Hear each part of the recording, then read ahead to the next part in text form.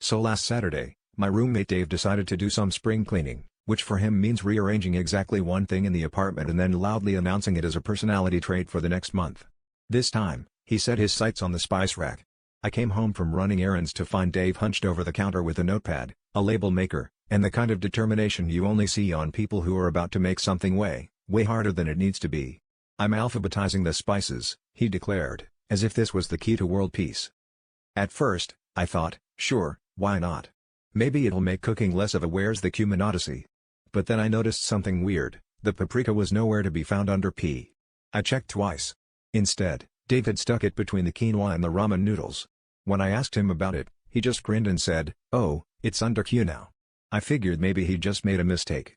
But when I asked why, he said, "Well, obviously, paprika is short for quite spicy." This, of course, led to a full-scale investigation. I started checking the rest of the rack, and everything was chaos. Basil was under D for delicious, oregano was under H for herbal vibes, and black pepper was, no joke, taped to the remote control because that's where the real power is.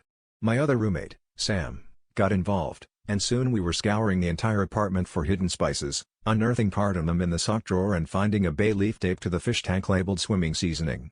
It was like an escape room designed by a chef with a head injury. By the end of the night, we'd given up on cooking and just ordered pizza, but Dave, beaming with pride, announced he'd brought order to the chaos. When I asked if he'd consider putting the paprika back under P, he just shook his head and said, "No way, man, if you can't stand the heat, get out of the alphabet."